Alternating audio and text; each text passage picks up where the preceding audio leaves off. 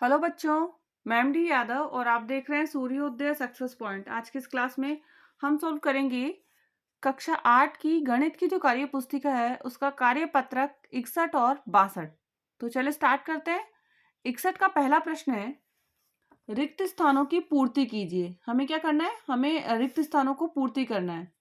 पहला प्रश्न है इसका, वह त्रिभुज जिनमें सभी भुजाएं बराबर होती है। अब सभी भुजाएं बराबर जिस त्रिभुज में होती है ना, वो त्रिभुज क्या कहलाता है? समबाहु। समबाहु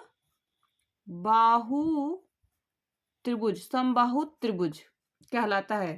क्या कहलाएगा? समबाहु त्रिभुज कहलाता है। नेक्स्ट, सेकंड वाला इसका, यदि एक त्रिभुज की सभी भुजाएं बराबर है तो उसके कोण भी क्या होंगे? बराबर ही होंगे। बराबर होंगे। यदि एक त्रिभुज की सभी भुजाएं बराबर है तो उसके कोण भी क्या होंगे? बराबर होंगे। नेक्स्ट ग वाला, यदि त्रिभुज की भुजाओं की लंबाई समान नहीं है तो उसके कोण भी असमान होंगे। देखो, समान भुजाएं हुई तो कोण समान होंगे, मतलब बराबर होंगे, या समान होंगे भी लिख सकते हैं आप। यदि त्रिभुज की भुजाओं की लंबाई समान नहीं है तो उसके कोण भी क्या होंगे? असमान होंगे। असमान असमान होंगे। नेक्स्ट, यदि किसी त्रिभुज की दो भुजाएं बराबर है तो उसके कोण बराबर होंगे। उसके कोण क्या होंगे? यदि किसी दो त्रिभुज की दो भुजाएं बराबर है तो उसके दो कोण बराबर होंगे। कितने कोण? दो कोण क्या होंगे? बराबर होंगे। तो पहला तो हो गया हमारा। अगला वाला देखते हैं, नीचे दी गई त्रिभुज का मापे और मान बताइए। मापकर हमें क्या बताना है? मान हमें बताना है। सबसे पहले AB की लेंथ हमको मेजरमेंट करनी है। तो AB की लेंथ जो हम स्केल से मेजरमेंट करेंगे, नापेंगे कि AB की जो लंबाई है वो कितनी सेंटीमीटर है। अब यहाँ पे हमें AB की जो लंबाई दे रखी है वो है, AB की हमारी लंबाई है यहाँ पर 1.9 1.9 सेंटीमीटर। 1.9 सेंटीमीटर। नेक्स्ट है BC की लंबाई हमें लेनी है। तो BC की जो लंबाई होगी वो होगी, अब BC की लंबाई हम लेंगे तो BC की लंबाई हमारे पास हो जाएगी यहाँ पर 3 सेंटीमीटर। कितनी है? 3 सेंटीमीटर। नेक्स्ट हमें कोण A का वैल्यू नापना है। इसका मान कितना होगा कोण A का, वो भी नापना है। तो A कोण हमें नापना है इसका। तो इसका कोण जो होगा ना वो होगा हमारा,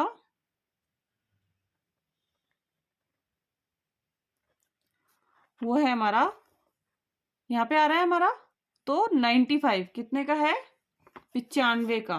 कोण हमारा कितना है इसका? 95 का, 95 डिग्री, 95 डिग्री। अब दूसरा जो इसके अंदर क्वेश्चन है वो हमें पूछा गया है कि त्रिभुज ABC में कितने शीर्ष और कितनी भुजाएं हैं। तो इसमें शीर्ष तो है 3। कितने शीर्ष है? 3 शीर्ष है। A B और C। कितनी भुजाएं हैं? 3 भुजाएं हैं, AB BC और AC। AB BC और AC 3 भुजाएं, 3 कोण, 3 शीर्ष हो गए इसमें। नेक्स्ट, नीचे दिए हुए त्रिभुज में कुछ बिंदु दिए गए हैं, वह कहाँ स्थित है? A वाला परिसीमा पर, परिसीमा पर मतलब लाइन पर स्थित है वो। R जो है बाह्य भाग में, बाह्य भाग। नेक्स्ट है Q जो है वो आंतरिक में, आंतरिक भाग में, आंतरिक भाग में। नेक्स्ट 4 वाला, दिए गए त्रिभुज की माध्यिका रेखाखंड है। माध्यिका रेखाखंड, तो माध्यिका होती है जो सम्मुख भुजा को दो भागों में बांटती हो। तो AD माध्यिका है। AD जो है इसकी क्या हो जाएगी? माध्यिका है। उसमें हमें टिक करना था, केवल AD क्या हो जाएगी? हमारी माध्यिका हो जाएगी। नेक्स्ट, रिक्त स्थानों की पूर्ति कीजिए। एक त्रिभुज की एक माध्यिका होती है, एक ही क्या होगी? माध्यिका हो सकती है। त्रिभुज के प्रत्येक शीर्ष से खींची जा सकती, एक त्रिभुज की 3 माध्यिकाएं हो सकती है, क्योंकि एक माध्यिका इधर से आएगी, दूसरी ये और तीसरी हम ऐसे बना सकते हैं, तो 3 माध्यिका होगी, एक नहीं होगी, 3 माध्यिकाएं हो सकती है। एक त्रिभुज की 3 माध्यिकाएं हो सकती है। त्रिभुज के प्रत्येक शीर्ष से खींची जा सकती है। अब क्या खींची जा सकती है? माध्यिका। 3 हो गए ना, तीनों शीर्ष से माध्यिका। त्रिभुज के तीनों कोणों का योग 180 होता है। कितना होता है? 180 डिग्री होता है। नेक्स्ट इसका हम करेंगे 62 नंबर कार्यपत्र। 62 का पहला प्रश्न है, निम्नलिखित तालिका में त्रिभुज की भुजाओं के माप दिए गए हैं। माप के आधार पर त्रिभुजों को समबाहु, समद्विबाहु एवं विषमबाहु त्रिभुज में वर्गीकृत हमको करना है। समबाहु में, समद्विबाहु और विषमबाहु में। जिसकी सभी भुजाएं बराबर होगी वो क्या कहलाएगा? समबाहु। जिसकी 2 भुजाएं बराबर होगी वो समद्विबाहु, और जिसकी तीनों भुजाएं बराबर नहीं होगी वो विषमबाहु। सभी भुजाएं बराबर समबाहु, जिसकी 2 भुजाएं बराबर समद्विबाहु, जिसकी तीनों भुजाएं बराबर नहीं है वो विषमबाहु। अब पहला देखते हैं, 4, 5 और 6 तीनों अलग अलग है, तो इसमें होगा विषमबाहु। विषमबाहु त्रिभुज, विषमबाहु त्रिभुज। नेक्स्ट है जिसकी अब 7, 7, 7 तीनों भुजाएं बराबर हो गई, तो तीनों भुजाएं जिसकी बराबर है वो क्या कहलाएगा? समबाहु त्रिभुज। समबाहु त्रिभुज, समबाहु त्रिभुज। नेक्स्ट है 6, 5 और 6 2 भुजाएं बराबर है, तीसरी नहीं है इसमें भुज बराबर, तो ये हो जाएगी समद्विबाहु। समद्विबाहु त्रिभुज। समद्विबाहु त्रिभुज। नेक्स्ट है 7.2, 7.2 और 6 सेंटीमीटर, तो इसका भी क्या हो जाएगा? समद्विबाहु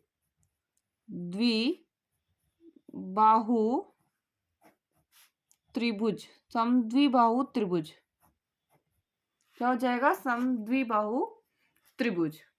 नेक्स्ट सेकंड, पहला तो कंप्लीट हो गया हमारा। सेकंड, नीचे दी गई त्रिभुज को पहले अनुमान लगाकर और पुनः मापकर त्रिभुजों को वर्गीकृत कीजिए। तो इसके अंदर ये जो त्रिभुज है हमारा वो क्या, तीनों भुजाएं बराबर नहीं है। तीनों भुजाएं बराबर नहीं है तो विषम बाहु क्या आ जाएगा? विषम बाहु। इसमें भी 2 भुजाएं बराबर है, तीसरी बराबर नहीं है, तो ये समद्विबाहु क्या हो जाएगा? समद्विबाहु।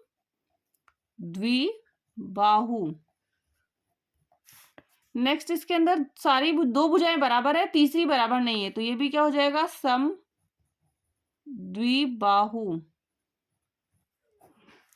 इसके अंदर 2.4, 2.4 और 2.7 ये भी समद्विबाहु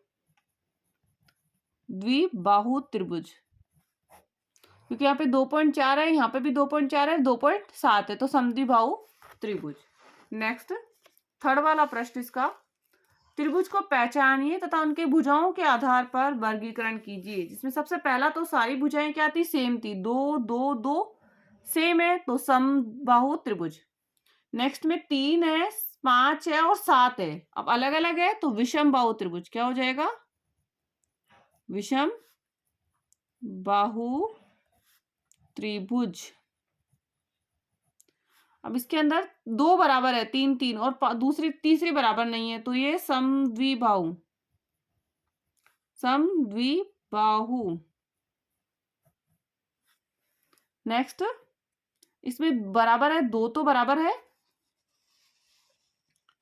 और तीसरी बराबर नहीं है, तो ये भी समद्विबाहु।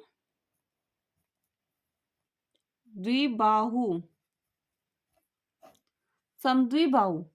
नेक्स्ट अब तीनों बराबर है इसमें, अब जब तीनों बराबर है तो समबाहु। समबाहु त्रिभुज। नेक्स्ट है इसमें तीनों बराबर नहीं है, तो विषम बाहु क्या आ जाएगा? विषम बाहु त्रिभुज।